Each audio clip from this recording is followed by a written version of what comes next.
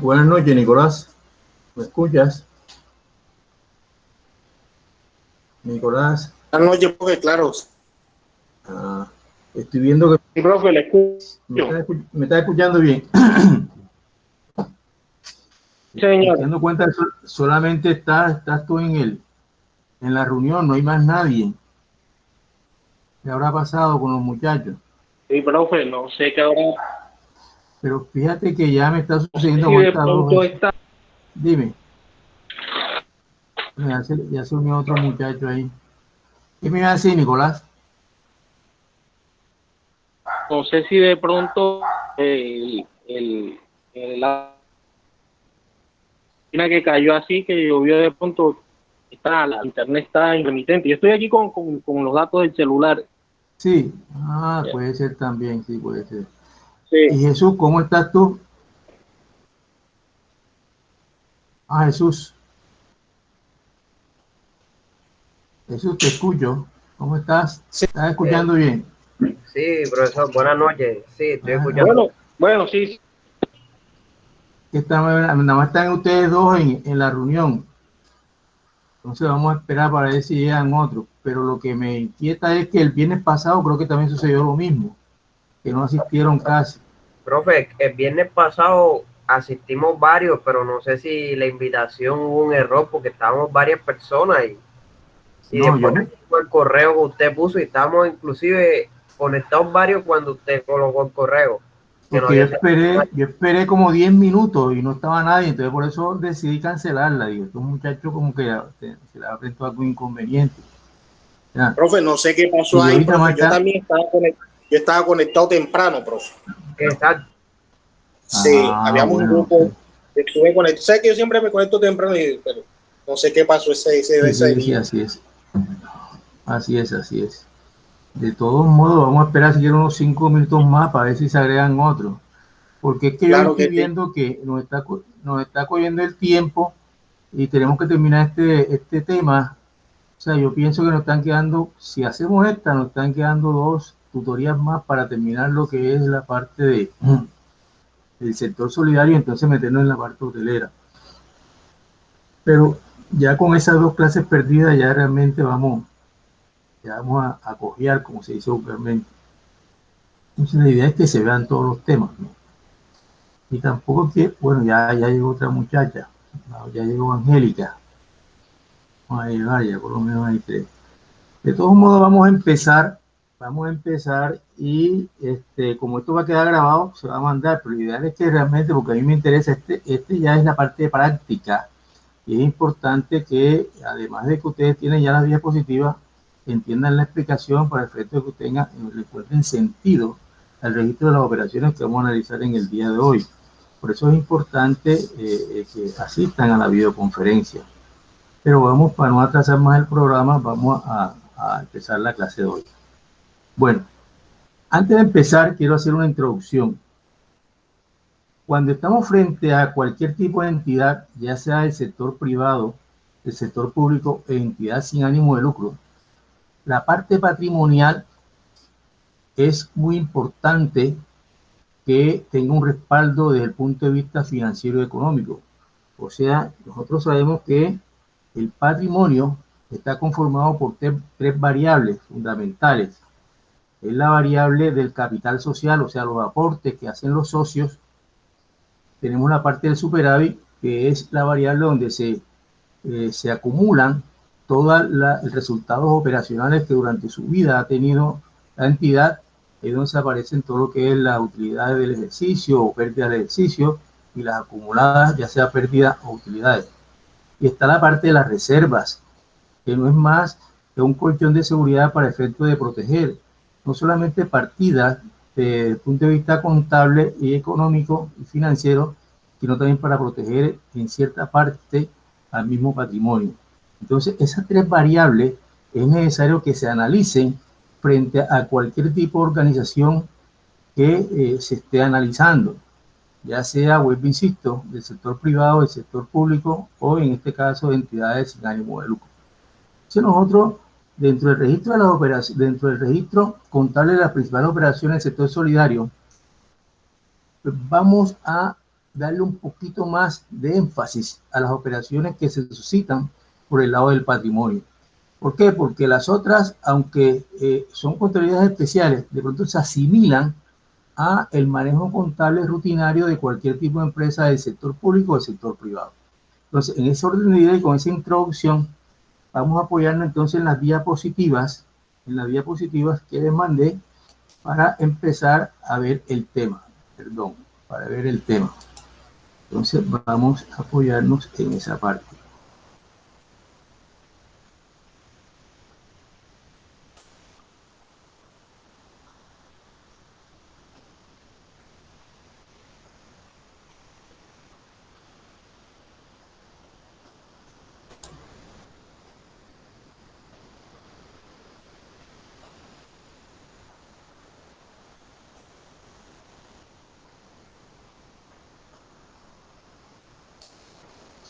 Bueno, entonces, insisto, el tema de hoy es el registro contable de las principales operaciones del sector solidario. Este tema lo vamos a ver en 2 videoconferencias. Hoy es la primera parte y en la próxima clase vemos la segunda parte. E insisto, estamos escogiendo aquellas operaciones que son propias por la naturaleza de este tipo de empresas. Entonces vamos a partir con operaciones que son de la parte del patrimonio. Entonces, como les decía, una de las variables fundamentales en cualquier tipo de empresa, en este caso una entidad sin ánimo de lucro, es el capital social. ¿Cuáles son las características del capital social de una entidad sin ánimo de lucro? El capital social es la participación efectivamente pagada por los socios. Eso es lo que realmente los socios han pagado, es lo que conforma el capital. Y ese capital se considera, de acuerdo a la norma, es un capital que es irreducible, no se puede reducir en ningún instante, porque este es el aporte que hacen los socios, ya sea en dinero, en especie o en trabajo. Cuando están ya este dato en el capital social, eso se considera que es irreductible, no se puede reducir. El capital social, como dije anteriormente, los socios lo pueden entregar en dinero, en trabajo o en especie. Y cuando se hace la constitución de esa sociedad y se establece cuál es el capital, en el momento en que se constituye esa entidad, el 25% de los aportes iniciales deben estar totalmente pagados. Es decir, que si se hace una sociedad, por ejemplo, de 100 pesos, en el momento en que se está elevando escritura pública o se está haciendo a través de un documento privado, se debe demostrar que el 25% de esos 100 pesos ya lo tiene realmente la empresa, porque ya los socios lo han pagado totalmente al momento de constituirse. O sea, es una norma, es una parte de la ley que establece que los aportes que hacen los socios, los iniciales, el 25% tienen que haberse pagado totalmente en el momento en que se están constituyendo. Los aportes vigilados por la Superintendencia Solidaria son variables e ilimitados. O sea, tienen la característica de que son aportes que pueden ser variables e ilimitados. O sea, no hay un límite. Pero el límite sería en lo que establecen los estatutos, la escritura de constitución, en el sentido que se puede establecer un monto de cuáles serían los aportes, de pronto la calidad de los socios y de pronto también de acuerdo al tipo de modalidad en que se pueden dar esos aportes. Por eso es que se considera que son variables e ilimitados. También en el capital social hay que establecer el monto de los aportes irreducibles y totalmente pagados, lo que les decía. Si usted a veces se constituye una sociedad, por ejemplo, por $1.000.000 de pesos, en el $1.000.000 de pesos como capital social, ahí se va a decir que de ese $1.000.000 de pesos hay un capital que es irreducible, por ejemplo, de 600.000 pesos. Ese capital siempre tiene que estar en los estados financieros, nunca debe cambiar, nunca debe distribuirse, nunca debe extinguirse, porque como su palabra lo indica, es irreducible. Y los otros 400.000 pesos se consideran que son aportes temporalmente irreducibles en cabeza de los socios. Eso vamos a ver cuando clasifiquemos eso.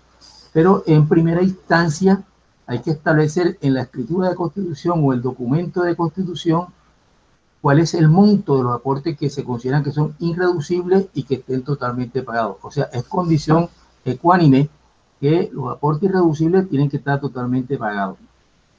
Y también el máximo aporte total que puede dar en una entidad sin ánimo de lucro una persona natural es hasta el 10%. Ya cuando se pasa del 10%, ese porcentaje superior hay que devolvérselo al socio. Y en caso de ser una persona jurídica, es el 49%, máximo el 49%. Si pasa el 49%, hay que devolverse. Bien. Además de esas características principales o esenciales, lo que le decía, es necesario que se distinga en la conformación del capital social de una entidad sin ánimo de lucro cuáles son los aportes sociales que temporalmente están restringidos. Cuando se habla de aportes sociales temporalmente restringidos, son los aportes que están en cabeza de socio y que son los aportes que la empresa o la entidad puede readquirir o comprar a los socios. ¿Ya? El capital se divide en dos, uno que está en cabeza de los socios y uno que está en cabeza de la misma entidad, que son los aportes mínimos, los aportes sociales mínimos no reducibles. O sea, estos son los que están en cabeza de la misma empresa y estos son los que están en cabeza de los socios. Estos nunca se van a reducir, tiene que siempre haber un mínimo no reducible y estos están en cabeza de los socios que son los que sirven para de pronto destinaciones específicas o para readquirir, oígase bien, las acciones que los socios quieren vender o cuando se liquidan los socios se retiran. Entonces, fíjense que los aportes sociales temporalmente restringidos son los aportes efectivamente pagados y reducibles o reembolsables al asociado por retiro definitivo, o sea, que se reducen o se les reembolsan cuando el asociado se retira en forma definitiva, ¿ah? O cuando también la empresa, a través de un fondo de readquisición, también la asamblea autoriza que se requieran las acciones de aquellos socios que quieran venderlas. Y los aportes sociales mínimos reducibles no pueden reducirse por ley o estatuto. Eso es norma, eso no, realmente no se puede estar violando eso. Y deben estar debidamente pagados durante la existencia de la entidad. O sea, si la empresa, desde que se constituye hasta que se liquida, ese aporte social mínimo reducible debe estar ahí siempre permanentemente. Veamos un ejemplo para efecto de fundamentar lo que le estoy diciendo en cuanto al capital social, las características que le he enunciado. Veamos el primer ejemplo. Una cooperativa no presenta estados financieros consolidados. ¿Por qué se hace esta claridad? Porque cuando hay estados financieros consolidados, ustedes lo saben, hay una cantidad de operaciones que son mutuas, por ejemplo, entre la oficina principal y las sucursales, y que al momento en que se va a hacer un solo estado, que es consolidado, hay que eliminar ese tipo de operaciones, y entonces, de pronto, eso afecta parte del patrimonio. Entonces, es mejor observar estos ejemplos sencillos a través de estados financieros que no son consolidados. Entonces, una cooperativa no presenta estado financiero consolidado, recibe 20 millones de pesos, aquí tiene que ser para aporte a capital, aquí me faltó aporte a capital, recibe 20 millones de pesos como capital social, de los cuales 15 millones de pesos no son reducibles. Fíjense que en la constitución de la sociedad se establece el capital que es temporalmente reducible, que son los 20 millones de pesos, pero al mismo tiempo está diciendo que esos 20 millones de pesos, 15 no son reducibles. Entonces, ¿qué asiento contable debemos hacer en el momento en que se está entregando la parte de los aportes en el momento de constituir la sociedad por parte de los socios? Entonces, nos vamos a nosotros al PUC y encontramos que como se está recibiendo es dinero, 20 millones de pesos, se debita la cuenta de caja 1105 caja por 20 millones de pesos. La subcuenta es la 110505 caja general, 20 millones de pesos. ¿Y qué acreditamos? La 3105, que es aporte social temporalmente restringido, o sea, temporalmente están restringidos, o sea, 20 millones de pesos. Subcuenta 310505, aportes ordinarios, 20 millones de pesos. Fíjense que inicialmente llevamos todo el aporte de los socios a la cuenta aportes sociales temporalmente restringidos. Pero como la operación te está diciendo que esos 20, 15 son no reducibles, enseguida tenemos que hacer el asiento para registrar esta operación.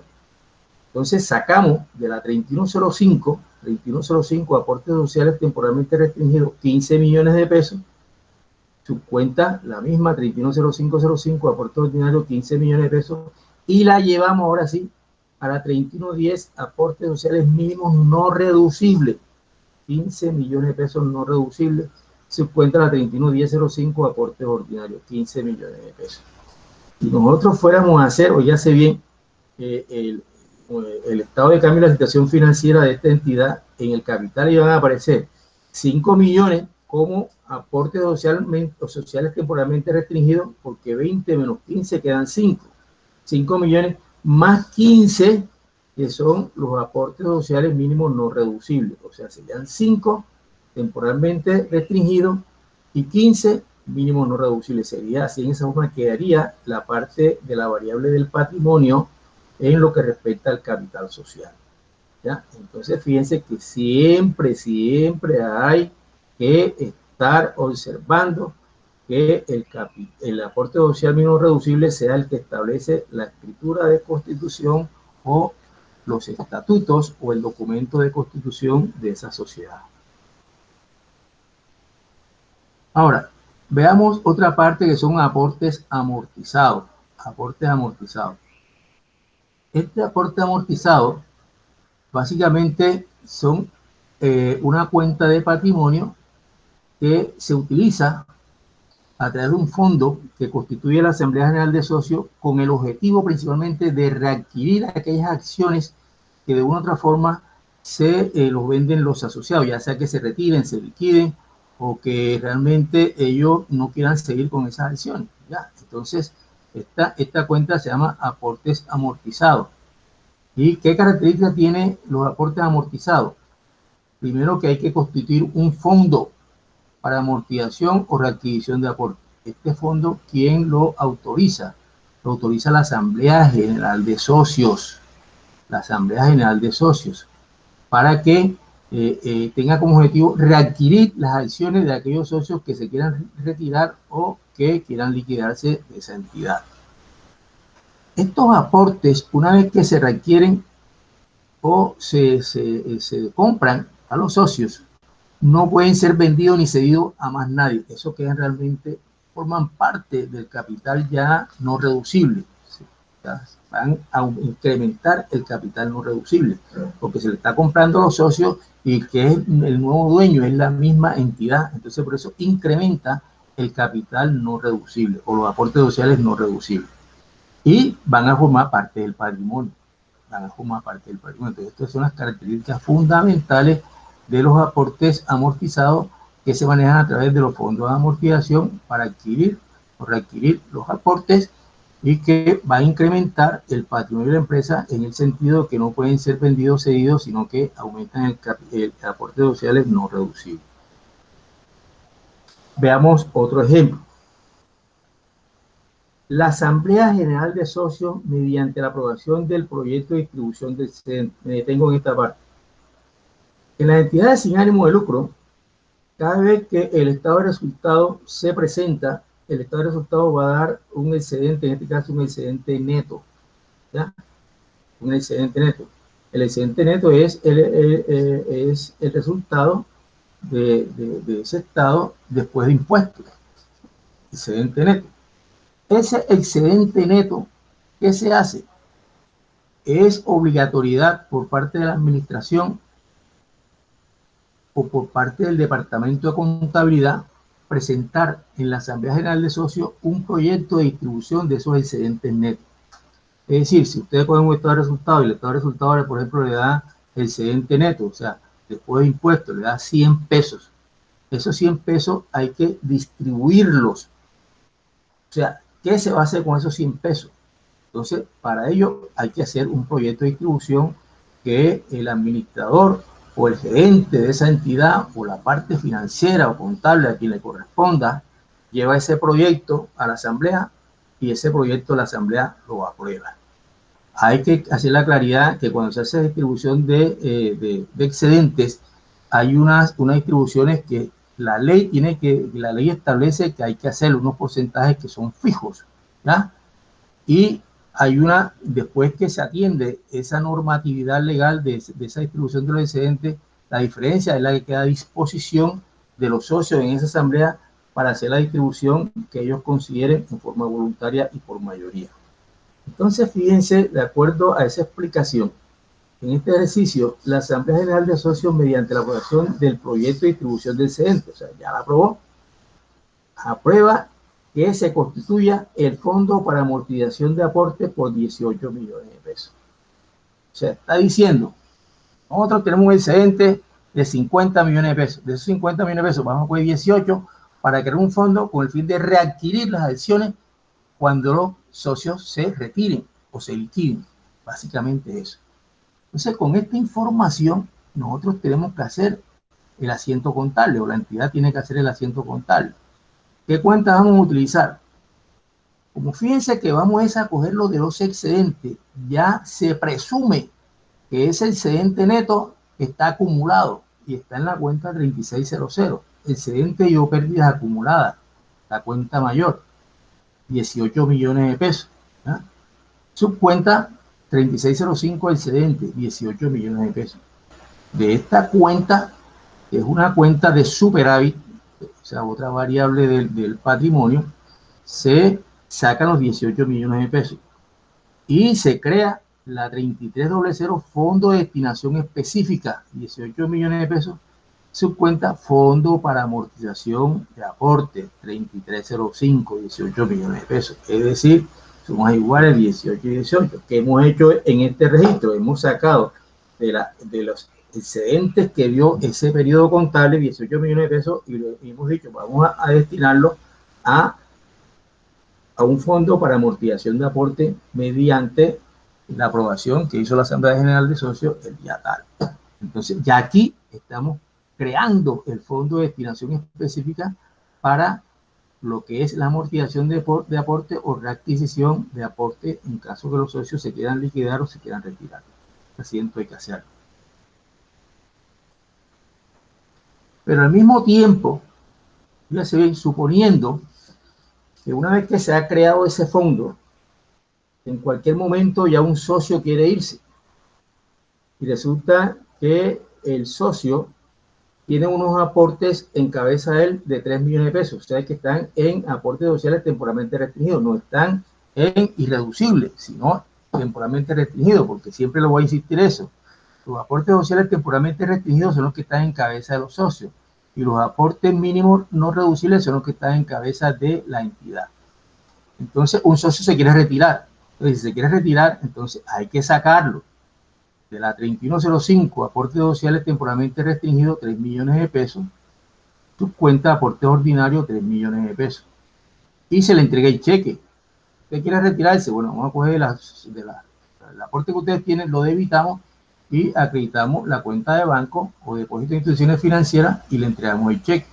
Su cuenta corriente de la vivienda o el banco que sea, ya 3 millones de pesos. Con este asiento estamos cancelando ya el aporte que tenía el socio, ¿ya? Porque le estamos devolviendo la plata. Y enseguida, como nosotros tenemos un fondo, entonces hay que afectar el fondo por esos 3 millones de pesos, porque esas acciones, hoy ya se ven que están en cabeza de socio, ya tienen que pasar a el patrimonio de la entidad. Entonces, por eso es que debitamos aquí la 3300 fondo de destinación específica, su cuenta fondo para amortización de aporte por 3 millones de pesos y lo llevamos, fíjense, al capital social en cabeza de la empresa, a aportes sociales mínimos no reducibles, 3 millones de pesos, su cuenta de aportes ordinarios. O sea, con este asiento estamos utilizando el fondo de destinación específica que creó la Asamblea en la diapositiva anterior y estamos llevando a el capital social mínimo no reducible que está en cabeza de la sociedad. Entonces, siempre que está pendiente, cuando el socio se retire, están afectando inicialmente el capital que está en cabeza de él para luego utilizar el fondo y registrar esa cantidad en el capital que está en cabeza de la entidad, o sea, los no reducibles.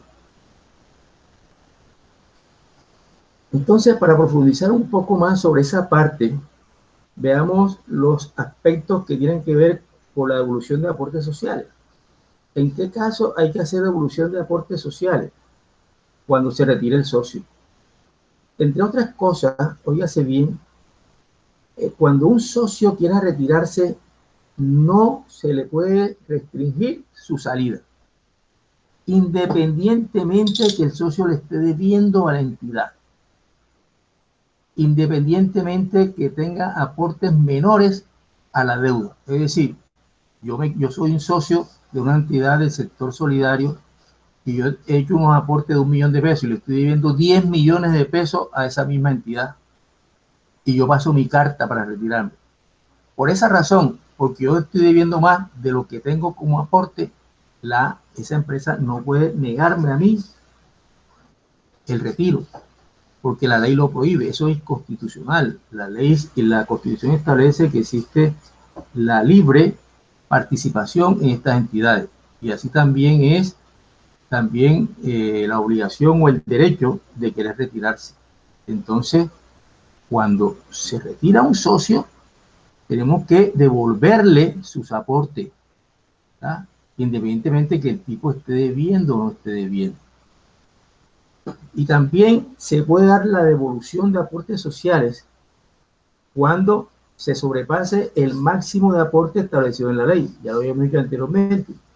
Cuando una persona natural sobrepase más del 10% de su aporte, la diferencia hay que devolvérsela a ese socio, esa persona natural. Y si el socio es una persona jurídica y sobrepasa el 49%, ese exceso también hay que devolvérselo a ese socio, a esa persona jurídica, porque la ley establece que es el 10 y el 49% respectivamente. También, fíjese bien, se puede devolver aportes cuando la entidad requiera o amortice aportes. O sea, lo que habíamos dicho ahora, a través del fondo de amortización, se pueden readquirir las acciones. Entonces, en ese caso, también hay que devolver aportes. O cuando se liquide la organización solidaria. Pero ojo, se devuelve aporte cuando se liquida la organización solidaria de aquellos aportes que están en cabeza de los socios. O sea, el capital temporalmente restringido. Ese es el que tiene que volverse, porque el capital irreducible no puede devolverse, solamente el capital temporalmente reducible. Entonces, estos son las cuatro partes que tenemos que siempre tener pendientes para hacer la operación de devolución de aportes. Profe, ¿y qué pasa con el no reducible? ¿Cómo así? Explícate.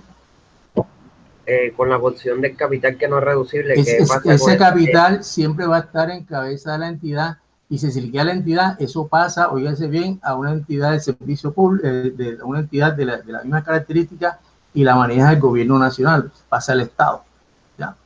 Pasa al Estado cuando se liquida. Cuando se liquida toda la parte del patrimonio social, pasa al Estado y el Estado es que se encarga de manejarlo, liquidarlo o de pronto donárselo a una entidad de la misma característica. Bueno, tercer ejemplo. Un asociado solicita el retiro presentando datos de la contabilidad. O sea, cuando una persona, un socio se retira, lo primero que tiene que hacer la parte administrativa es informarle a la contabilidad, porque en la contabilidad es que se va a observar cuál es el aporte que ha hecho ese socio hasta esa fecha y cuántas son las deudas que tiene ese socio en esa fecha, para efecto de observar si hay que devolverle o por el contrario, la persona tiene que pagar. Pero vuelvo, insisto, de que con el simple hecho que la persona meta la misiva o la comunicación para retirarse, hay que aceptarle el retiro. Entonces, fíjense, en este ejemplo, el asociado se retira y contabilidad observa que en el momento de retiro, el señor debe, por crédito de consumo de categoría C, debe 2.800.000. Y también debe en cuentas por cobrar por intereses categoría C, debe 560.000 pesos. Y él tiene unos aportes sociales de 2 millones de pesos. Eso son la información que en la carpeta y en la parte contable aparece de este socio.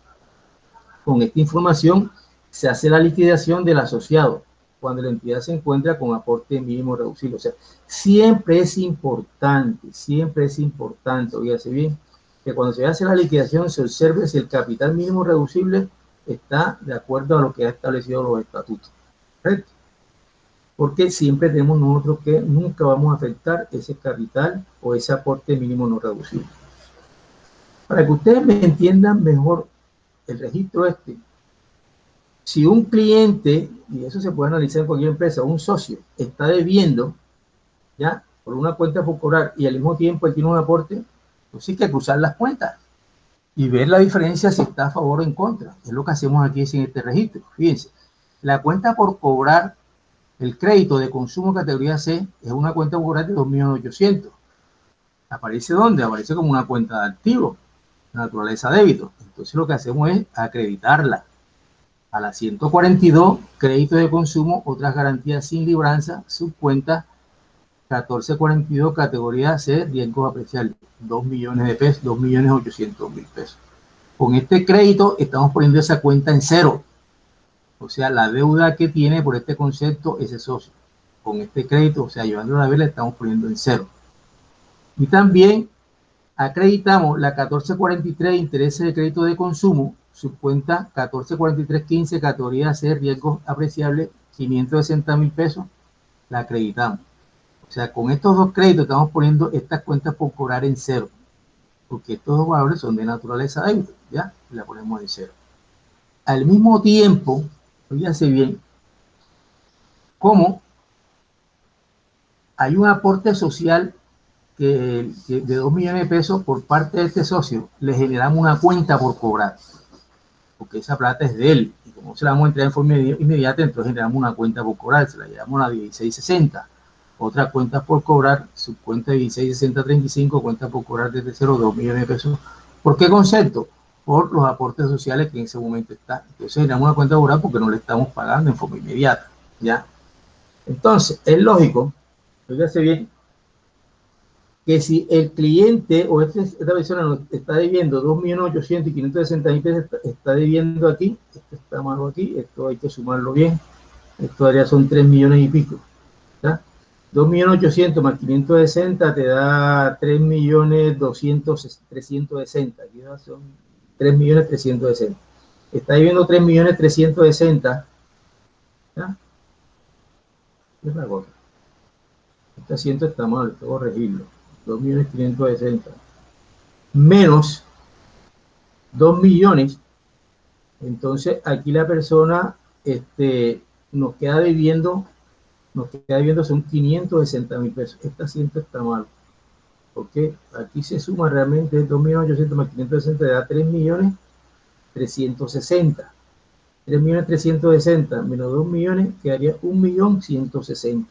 1.160.000 como una cuenta por cobrar a favor de la empresa, pero fíjense bien, en categoría crédito de consumo, otras garantías sin libranza, categoría A, riesgo normal, ¿ya? Entonces, a pesar de que está el error, lo importante es que ustedes entiendan que cada vez que se va a retirar un socio hay que cruzar las cuentas para saber si queda un saldo a favor o un saldo en contra. Si es un saldo a favor de la entidad, hay que tener una cuenta por cobrar. Y si es un saldo a favor del socio, hay que tener una cuenta por pagar, porque se queda debiendo, ¿ya? Entonces, como ven ustedes aquí, se cruzaron las cuentas por cobrar, se le genera una cuenta por cobrar por el aporte social y nos queda debiendo la diferencia a crédito de consumo. ¿Qué ajuste deberíamos hacer? ¿Ya? Para el restablecimiento del capital suficiente, los aportes reducibles. Entonces, ahora sí, el aporte, acciones que el aporte que él tiene, que están en la 3105, aportes sociales temporalmente restringidos de 2 millones de pesos, entonces venimos y lo cruzamos con otras cuentas por cobrar, 2 millones de pesos. Fíjense que esta 1660, vamos a volvernos, la 1660, aquí la vimos debitado por los aportes y acá la estamos acreditando para que queden cero y lo estamos sacando de los aportes sociales temporalmente restringidos. ¿Correcto? ¿Ya?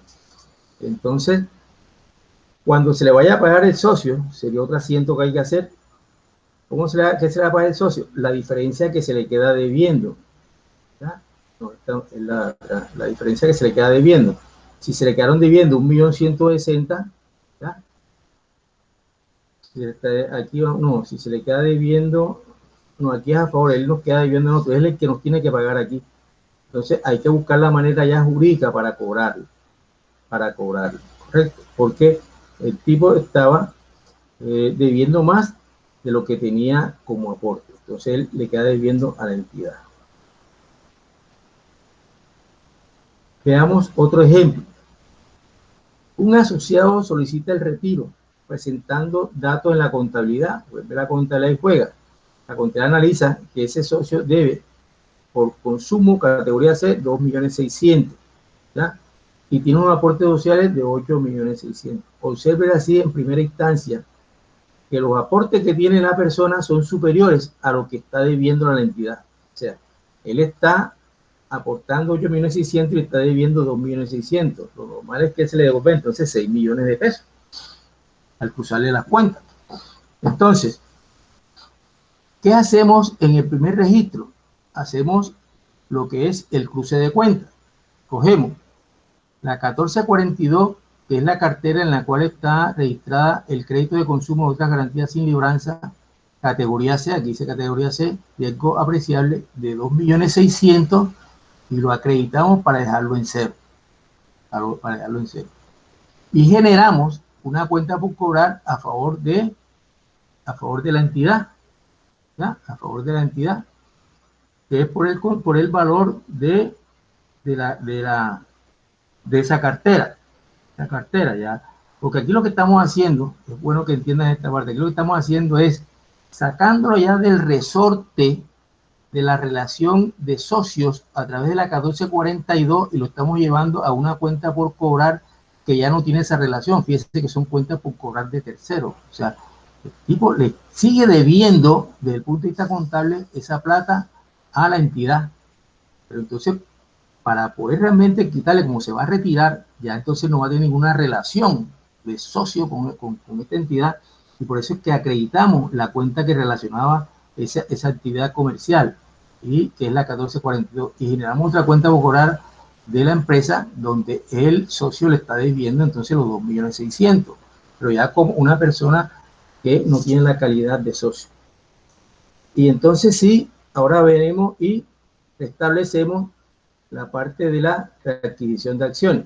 Entonces, fíjense, como el tipo tenía unos aportes sociales de 8.600.000, ese valor ¿dónde está? Está en los aportes sociales temporalmente restringidos, la 3105. La debitamos, 8.600.000. Aquí también son 8.600.000. Y matamos, oígase bien, la cuenta por cobrar que tentativamente habíamos nosotros afectado en el primer registro, esta de 2.600.000, fíjense la 1660, la acreditamos para dejarla en cero, para matar la relación ya como ex socio. Y la diferencia hay que darle una cuenta de pasivo, que es la 2465, remanente por pagar 6 millones de pesos. Su cuenta 246505, 6 millones de pesos. Cuando se le vaya a pagar el cliente, se le vaya a volver su plata, entonces hay que debitar remanente por pagar contra bancos. O sea, la parte de lo que es la cuenta de banco, entidades financieras y cooperativas, ya 6 millones de pesos. Entonces, fíjense que siempre el mecanismo, para que no se lo olvide, es que se genera con el retiro socio, siempre se hace un ajuste para efecto de matar las deudas que tiene el cliente con la entidad, pero mismo con la relación de socio en la parte patrimonial, y se genera otra cuenta por cobrar donde se establece ya una relación distinta como socio, se lleva otra cuenta por cobrar. Y después, cuando se va a hacer la devolución a favor o en contra, es que se mata esa cuenta por cobrar, como en este caso. Si es a favor del cliente, hay que generar un pasivo, y si es en contra del cliente, hay que generar una cuenta por cobrar. Es muy importante la parte cuando se devuelve aportes sociales, el hecho de analizar la situación financiera y económica que tiene la entidad. Porque hay momentos, óigase bien, en que si la entidad tiene una situación calamitosa desde el punto de vista operacional, ¿cómo sabemos nosotros que una entidad tiene una situación calamitosa desde el punto de vista financiero? Cuando estamos observando que esa empresa viene de pérdidas, viene acumulando pérdidas o viene generando pérdidas paulatinamente. Si ustedes van a los estados financieros y observan que en las tres variables de patrimonio tenemos lo que es la parte de capital, 100 pesos, y observamos que en el superávit hay una pérdida de 200, ya están viendo que la situación, que esa pérdida está subiendo casi, se está absorbiendo toda la parte del capital. Entonces, esa situación es importante porque cuando un socio se retira y esa empresa tiene unas pérdidas acumuladas, es normal, porque así es realmente la lógica, que el socio que se retira tiene que asumir parte de esas pérdidas, porque esa pérdida no la puede realmente asumir totalmente la empresa, él es socio. Entonces, así como también se está favoreciendo de la utilidad o del excedente, ya sea en cabeza de los servicios que le están prestando o en cabeza de la distribución de excedente para otros fondos, otros destinos, así cuando se retira y la empresa tiene una pérdida, así también él tiene que participar en esas pérdidas. Por eso es que es importante que se analice qué porcentaje de retención hay que hacerle al socio cuando esta sociedad presenta esa situación, y hay que hacerle la devolución de los aportes. Entonces, fíjense, la retención y devolución de los aportes es necesario analizarlo bajo los siguientes aspectos. Cuando el socio se retira. Cuando el socio se retira, sí hay que analizar en qué estado está la situación patrimonial de la entidad en cuanto al superávit. Aunque tenga obligaciones económicas, ya se ha dicho, al socio no se le puede obligar a que siga en calidad de socio, o sea, no se le puede coartar su retiro, aunque tenga obligaciones, independientemente a su aporte, es decir, independientemente de pronto a que los aportes sean menores a las obligaciones que tenga con la entidad. Y una vez que se hace ese análisis, entonces observar qué retención en forma proporcional hay que hacerle a ese socio, porque la entidad tiene una situación económica negativa, para que participe en ese resultado de operacional negativa que en ese instante tiene la sociedad. Para hacer eso, hay que calcular lo que es el factor de retención. ¿A qué es igual el factor de retención? Al total de pérdidas acumuladas menos la reserva para protección de aporte dividido entre el total de aporte de la organización solidaria. O sea, aquí nos va a dar un porcentaje. Este mismo porcentaje que se le aplica también a la evaluación del retiro del socio, ¿ya? Del socio, de los aportes que tenga el socio. Entonces, para analizar y entender mejor esta parte, veamos un ejercicio. Un asociado solicita el retiro de una cooperativa. La entidad presenta en el patrimonio los datos siguientes. Total de aportes sociales, total de todos los aportes, 1.800 millones de pesos. Total de fondos de amortización de aportes, 700 millones de pesos. Total fondo de revalorización de aportes, 86 millones de pesos. Reserva para protección de aportes sociales, 25 millones de pesos.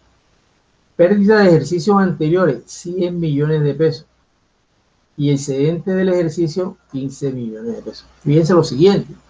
A pesar que en los ejercicios anteriores hay una pérdida acumulada de 100 millones de pesos, en el último año dio una utilidad.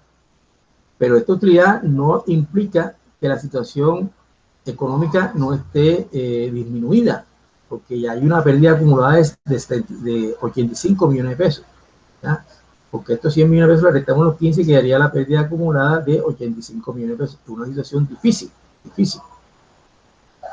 Y por otro lado, también se observa que en el momento de retiro del asociado presenta su estado de cuenta así: total de aportes sociales ordinarios, tiene unos aportes de 4 millones de pesos, y está debiendo en crédito de cartera de consumo 1 millón de pesos y otro saldo de cuentas por cobrar por otros conceptos de 200 millones.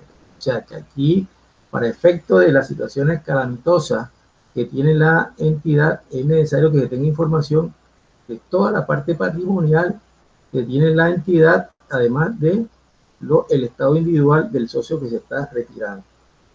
Entonces, veamos qué asientos hacemos. Primero calculamos el factor de retención. Ya lo habíamos dicho anteriormente y lo aplicamos. Total de pérdida acumulada son 100 millones de pesos, menos reserva para protección de aportes, 25 millones de pesos, dividido en el total de aportes de la organización solidaria, que son 1.800 millones de pesos. Eso nos da el punto 042, o sea, el 4,2%. 4,2%. Como los aportes del asociado son 4 millones de pesos, a esos 4 millones de pesos le calculamos el 4,2% y nos da 168 mil pesos. ¿Ya? Entonces, fíjense que ya al socio, en el momento que se retira, hay que retenerle 168 mil pesos. Y por otro lado, las utilidades acumuladas son los 100 millones de pesos menos los 15 millones de pesos. Hay una utilidad acumulada de 85 millones de pesos, lo cual significa que estamos frente a una situación calamitosa por parte de la entidad. Una vez que se calcula ese valor de retención, entonces ahora sí estamos en condiciones de hacer el registro, retención y devolución de aportes con situación de pérdidas acumuladas. Entonces, los aportes, ¿dónde se sacan? Del socio, de los aportes temporalmente restringidos. Se debita a 3105 por 4 millones de pesos, su cuenta de aportes ordinarios. ¿Qué cuenta nos está debiendo este señor? Está debiendo 1 millón de pesos por créditos de consumo y otras garantías sin libranza, 1442, por tal razón la acreditamos para ponerla en cero. ¿Qué otra cuenta está debiendo? En la 1660, otras cuentas por cobrar, 200 mil pesos, su cuenta por cobrar de tercero. Aquí son 200 mil pesos. Unos errores. Me perdonan estos errores, pero es que a veces la cantidad de presión que uno tiene con los cursos está dictando, a veces se equivoca cuando está trasladando los datos. Pero lo importante es que ustedes entiendan la fundamentación del registro. Bien, entonces, la parte de la retención, ¿por qué la llevamos a la 3605? Excedente y o pérdidas acumuladas, subcuenta pérdida. Porque la empresa viene perdiendo. Son acumuladas las pérdidas. Entonces, ¿qué pasa? Al nosotros acreditar esos 168 mil pesos, estamos disminuyendo la pérdida. Y la pérdida acumulada no van a ser, fíjense bien, los 85 millones de pesos, sino 85 millones de pesos menos 168 mil pesos. Porque un socio está absorbiendo parte de esa pérdida acumulada. Él participa en esa situación calamitosa que en ese instante tiene la entidad. Entonces, por eso es que se acredita a excedente y pérdida acumulada de 168 mil pesos, su cuenta pérdida. ¿Ya? Y la diferencia se le entrega el cheque al socio, a la 110, depósito de instituciones financieras y cooperativas, su cuenta corriente, 2.632.000. Si hacemos el análisis, el tipo tenía aportado 4 millones de pesos en su patrimonio, ya, totalmente restringido, temporalmente restringido, pero se le descontó 1.368.000. ¿Por qué concepto? Por las cuentas por cobrar y por la retención que se le hizo. La diferencia se le entrega un cheque. De esta forma, entonces, se hace el asiento cuando hay retención y devolución de aportes con situaciones de pérdida acumulada. Veamos otro ejemplo. Un asociado solicita el retiro de su cooperativa, de una cooperativa. La entidad presenta el patrimonio siguiente. Total aporte, 1.800 millones de pesos. Total fondo de amortización de aportes, 700 millones de pesos. Total fondo de revalorización de aportes, 86 millones de pesos. Reserva para protección de aportes sociales, 25 millones de pesos. Y pérdida del ejercicio. O sea, fíjense aquí, ella no venía, ya bien, de pronto con pérdidas acumuladas, sino viene con una pérdida de ese ejercicio en el cual se retira el socio, da una pérdida de 85 millones. Son dos aspectos, dos tópicos muy distantes. El ejercicio 5 era cuando hay unas pérdidas acumuladas. Aquí estamos hablando del caso de la pérdida del ejercicio en el cual la persona se retira. Y por otro lado, la información con respecto al socio es que el asociado presenta que está debiendo por aportes sociales ordinarios, tiene unos aportes de 4 millones de pesos y está debiendo por cartera de crédito de consumo 1 millón de pesos y por otras cuentas por cobrar 200 mil pesos. Veamos entonces cómo queda la situación. Entonces, fíjense, el factor de retención se saca. ¿Ah? Entonces, la total de las pérdidas, 85 millones de pesos. Total de pérdidas, aquí 85 millones menos las reservas. Perdón, vamos a verlo para. Correcto, las pérdidas del ejercicio son 85 millones de pesos. Las pérdidas del ejercicio son 85 millones de pesos. menos la reserva para protección de aportes son 25 millones de pesos, dividido entre los aportes totales de la organización, que son 1.800 millones de pesos. Nos da entonces el 0.03, o sea, el 3.3%. Como el asociado tiene 4 millones de pesos, le aplicamos ese porcentaje, entonces nos da una retención de 132.000 pesos. Entonces, ¿qué asiento vamos a hacer? El asiento similar al que estamos haciendo. De pronto es que aquí el aporte es menor. También se saca la 3105, aportes sociales temporalmente restringidos, el aporte del socio, 4 millones de pesos, su cuenta de aporte ordinario. Se cruzan las cuentas que está debiendo. La cuenta por cobrar de crédito de consumo y otra garantía, 1 millón de pesos se acredita, y la otra cuenta por cobrar 200.000 pesos también que está debiendo se acredita y se lleva, oígase bien, aquí es la situación que cambia. La retención se lleva entonces a servicios diferentes al objetivo social, a una cuenta de ingreso. ¿Por qué? Porque aquí, oígase bien, no se ha pasado todavía el acumulado del ejercicio a superávit. Entonces, ya la pérdida de 85 millones de pesos va a ser diferente, porque los 85 millones de pesos menos los 132 que se le restan es lo que realmente debería pasarse como superávit acumulado, ya como pérdida. Entonces, aquí la diferencia es que la retención se lleva a una cuenta de ingreso, 132.000 pesos. Y la diferencia se le entrega un cheque a la cuenta 1110 de depósito de instituciones financieras y cooperativas. Se saca por diferencia 4 millones de pesos en el debe, se restan 1.332.000 y la diferencia se entrega con un cheque. Como conclusión, entonces, cuando hay pérdidas acumuladas, es porque ya se ha llevado la pérdida al superávit acumulado. Entonces, por eso es que se maneja entonces contra la cuenta de superávit.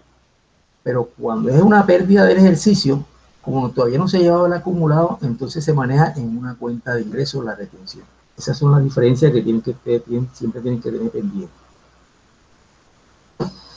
Entonces, esos ejemplos que hemos visto son ejemplos patéticos o puntuales cuando un socio se retira, cuando retira los aportes por cualquier tipo de circunstancia. La reserva, en la reserva tenemos que analizar que la entidad sin ánimo de lucro, oye, se ven, esas reservas son irrepartibles, las reservas sociales son irrepartibles, así como está el capital social irrepartible, hay una reserva social también que son irrepartibles, forman parte del patrimonio puro, se puede decir, de la entidad, y forman parte de la irrepartibilidad del patrimonio remanente cuando se liquide la entidad. O sea que si se va a liquidar la entidad, además de coger los aportes sociales, ya en lo que es el capital, también hay que coger también las reservas sociales, porque eso también forma parte de la liquidación de la sociedad. Eso no se puede realmente repartir bajo ninguna forma, ningún aspecto, ni en cabeza de socio, ni en cabeza de nadie. Eso pasa al Estado. Y en cuanto al excedente o sobrante, ¿para qué puede servir el excedente o sobrante? Para una mayor cobertura de servicios. Cuando se hace la distribución de los excedentes, una de la formas en cómo se puede distribuir el excedente es ampliar la cobertura de prestaciones sociales a los socios, ¿ya? Otro, que también puedan crecer o aumentar las reservas del fondo, las reservas y los fondos de carácter patrimonial. O sea, el excedente puede servir para incrementar una reserva o para incrementar los fondos que previamente ha autorizado que se constituya la Asamblea General de Socios. Entonces, esos son fundamentalmente el sentido o el destino que se le puede dar a los excedentes o sobrantes que generan las entidades sin lucro, a lo que es la mayor cobertura de prestaciones sociales en favor de los socios o al crecimiento de las reservas y aquellos fondos que son de carácter patrimonial y que son aprobados por la Asamblea General de Socios. Ahora, hay reservas para fondos de destinación específica patrimonial, reservas de fondos de destinación específica patrimonial, o sea, que forman parte del patrimonio. Esta reserva de fondos de destinación específica que forman parte del patrimonio, hoy ya se ve, lo establece la ley y son permanentes. O sea, nacen y siempre van a estar ahí en el patrimonio. Y hay reservas para fondos creados voluntariamente por la Asamblea. Es decir, estos que están aquí son los que establece la ley. Reservas de fondo para destinación específica, como parte del patrimonio. Pero puede existir también una reserva o unos fondos que lo crea voluntariamente la asamblea, que los pagan los socios, ¿ya? Y esos aportes son voluntarios y lo determina la asamblea. ¿Cuál es la diferencia entre un aporte, oígase bien, que lo establece la ley? Es que estos aportes o estas reservas de fondos de destinación específica no son irreducibles, no se pueden reducir y aparecen en el patrimonio. En cambio, estas reservas para fondos creados voluntariamente por la asamblea son pasivos, son deudas a favor de los socios, porque los socios son los que están aportando ese dinero y en caso de cualquier situación se le pueden devolver, porque son voluntarios, o sea, no forman parte del patrimonio. Por ejemplo, vamos a suponer la situación esta: estamos en una asamblea general de socios y de pronto algún socio se para y hace una proposición. Hombre, yo quiero que independientemente de los aportes que son irreducibles, nuestra asamblea apruebe que cada socio aporte, por decir, un salario mínimo, vamos a suponer el ejemplo, salario mínimo, para efecto de construir una sede social que la estamos necesitando, ¿ya? Que la estamos necesitando. Entonces, fíjense que es un aporte extra, pero es voluntario, no es legal. Entonces, esa es una plata que hay que ponerla como pasivo. ¿Por qué? Porque se va a ir metiendo esa plata, se la va descontando a los trabajadores o a los socios, lo van aportando y se va a ir en una cuenta de pasivo para cuando realmente se vaya a hacer la inversión, se saque esa plata y se pueda construir la sede. Por otro lado, entonces, la reserva de fondos de destinación específica patrimonial, o sea, aquellos fondos que son reservados y tienen una destinación específica y que forman parte del patrimonio, ¿cuáles pueden ser? Se puede hacer reserva para protección de aportes sociales.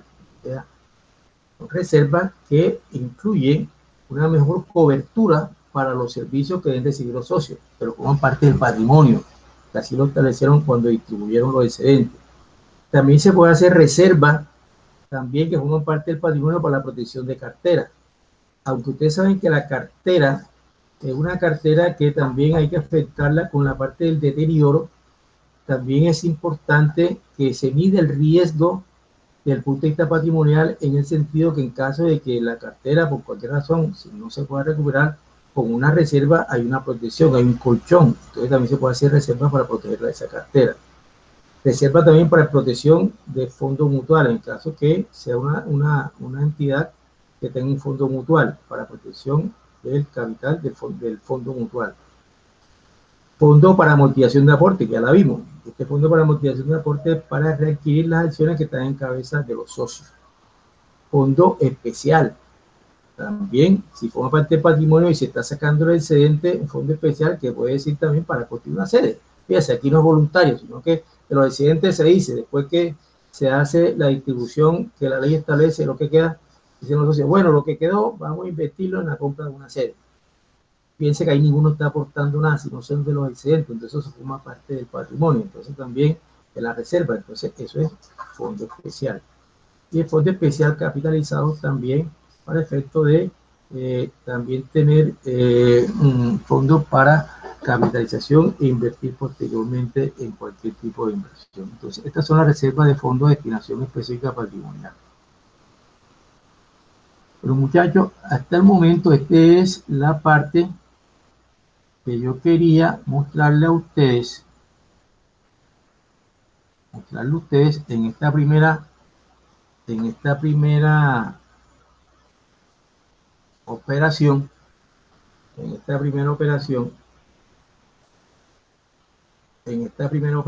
para que ustedes tuvieran ya una idea o una introducción de cómo son el registro de las operaciones contables del sector solidario. Básicamente, fíjense que nos hemos circunscrito a lo que es la parte del patrimonio. Entonces, ¿por qué? Porque ya en la segunda clase, o en la segunda parte, ya vamos a ver otros aspectos que no tienen que ver con la parte del patrimonio. Entonces, estoy abierto a cualquier tipo de inquietud. ¿Qué inquietudes tienen? Bueno, profe, una pregunta. Dime.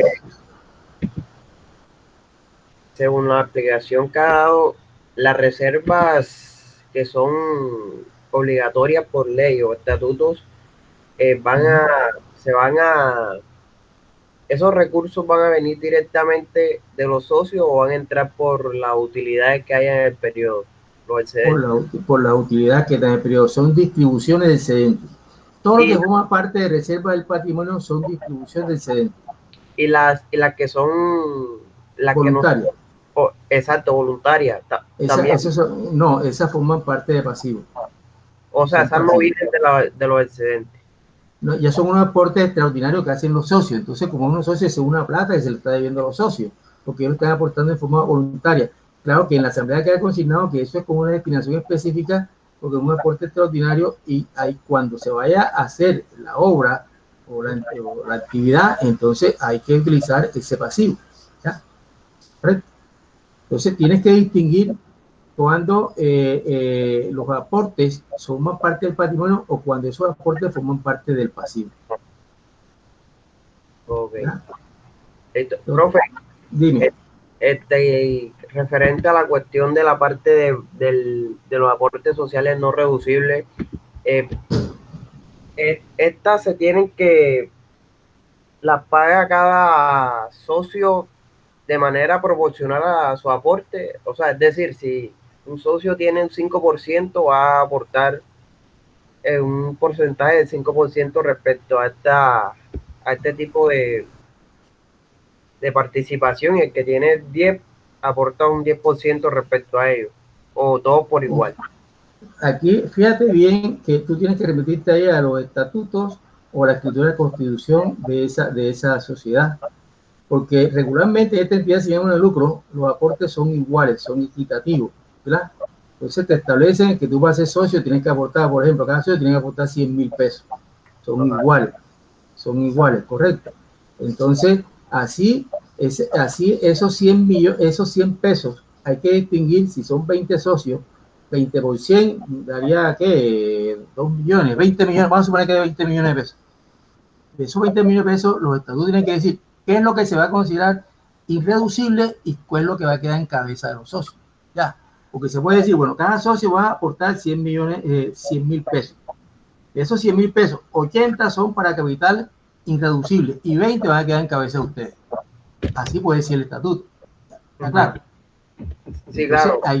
Ahí tienes tú entonces que hacer el asiento contable, primero llevar el producto de la cantidad de aporte a temporalmente irreducible y después entonces hacer el asiento ajuste para llevar la parte que corresponde a capital reducible. Pero regularmente todos los socios aportan lo mismo, porque fíjate que ese es uno de los principios del sector solidario. Y cuando realmente no hay socio mayoritario. Y cuando entre un nuevo socio, también tiene que pagar esa parte. Claro. Y de pronto, en lo que tú también estás estableciendo, de pronto que hay un capital de socios fundadores y hay un capital para socios que son posteriores. Todo eso lo va a decir los estatutos. Entonces, ahí se van a establecer las condiciones y los montos. Ya eso va a depender de cada entidad en particular. Cada entidad en particular. Cómo lo deciden y cómo realmente lo conciban en su parte estatutaria. Ok, profe, gracias. Profe, última pregunta respecto al factor de retención. En caso tal, el primer ejemplo se tomó las pérdidas acumuladas. Ajá. Y exacto, que fueron 100 millones de pesos, aunque había una utilidad de 15. En caso tal que las pérdidas acumuladas fueran 100 y en el periodo vigente la pérdida fuera sido, por ejemplo, de 15 millones, o sea, no hubo utilidad de 15 millones, igualmente se toma como factor la pérdida acumulada. No, porque ya habría la acumulada, tiene que ver también los 15 del ejercicio, porque se presume que ya cuando tú vas a analizar el rubro de pérdida acumulada, ya están todas las pérdidas de todos los ejercicios, incluyendo el presente. Incluyendo el presente. Y en ese caso que hubo una utilidad de 15 millones, ¿por qué el factor no sería 85 millones, ya que se reduce? Porque el factor habla son de pérdidas acumuladas. El factor te dice pérdidas acumuladas. Ya. Pérdidas acumuladas, tienes que ver las pérdidas acumuladas. Ahí. De pronto ahí podría ser una cosa que no es equitativa, pero te dice pérdidas acumuladas, tienes que ver lo que tienes en pérdidas acumuladas. De pronto ya, pérdidas acumuladas. ¿Qué otra inquietud hay? Por favor, Daniela, yo siempre pregunto a Daniela. Daniela, ¿qué pregunta tiene? ¿Qué otra pregunta hay? Vamos a ver que aquí sí por esto. Creo que hasta ahora ninguna, profe. ¿Cómo? Creo que hasta ahora ninguna. Ya. Profe, Nicolás, tú me estás diciendo una cosa aquí, estoy viendo que esta, profesor, esta clase No, fue la de profe, ayer. esa yo la esto era cuando estaba viendo la información, profe. Ya. Inicial. Dime, ¿qué me Disculpe. preguntabas eso? ¿Qué me estás preguntando? Eso, dime. profe, esa cuestión de, como le decía, del factor no va a ser independientemente, por ejemplo, como están hablando de utilidades, pérdidas acumuladas y pérdidas del ejercicio, no va a tener, o sea, no tiene nada que ver respecto a la cuestión de si ya los estados financieros fueron aprobados por la asamblea o no, porque si aún no han sido aprobados, por ejemplo, esa pérdida aún no pasa a la pérdida acumulada, en caso que haya una pérdida vigente. Se presume que cuando tú llevas el proyecto de distribución de excedente, ya los estados financieros están aprobados. Porque si no, ¿cómo vas a presentarte un proyecto? Así nomás que lo haga en la misma sesión, que primero lo apruebe en un punto del orden del día, apruebe los estados financieros, enseguida lleves el plan de distribución. Ya. Pero siempre cuando tú vas a distribuir, tienes que estar previamente aprobados los estados financieros. O sea, yo me refiero a que un socio, por ejemplo, ahora en 2020, antes de que suceda la asamblea respecto a los estados financieros de 2019, quiera retirarse. Entonces, la pérdida, en caso tal que en 2019 hubo pérdida, aún no ha sido trasladada a la pérdida acumulada. Entonces, ¿qué factor utilizo yo a la hora que... Tiene que ver siempre la pérdida acumulada o el estado de superávit que esté aprobado. Que esté aprobado. Si estamos en el 2020, en el momento en que se va a hacer la liquidación del socio, ya.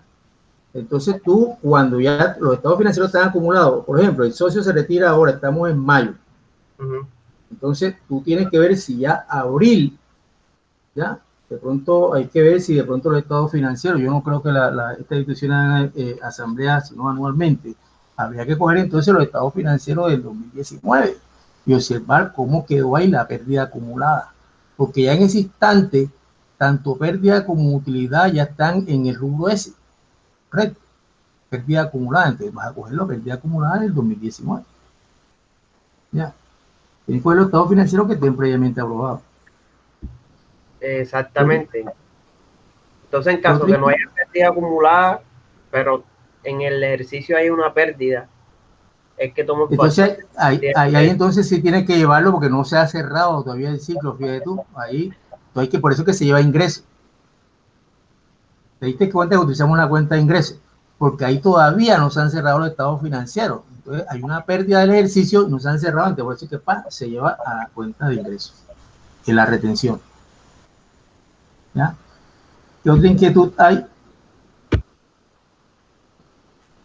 Bueno, entonces, si no hay más inquietud, por favor, les recomiendo, yo este fin de semana le mando esta grabación. Nos vemos el próximo martes en la segunda parte de este mismo tema y que, por favor, vayan a avanzar. Fíjense que ahí en la diapositiva nos dimos cuenta hay unos errores de números. Ustedes mismos pueden corregirlo, corríjanlo, porque realmente el fundamento es que me equivoqué cuando fui trasladando de la parte del Excel para allá. ¿Ya? Pero te lo corrigen y vayan revisando esas diapositivas de ese tema, que es muy importante para efecto de ir consolidando, porque de aquí, una vez que veamos el punto, la segunda parte, vamos a hacer un taller sobre esa parte. ¿Correcto? Entonces, bendiciones, que pasen buenas noches y gracias a todos.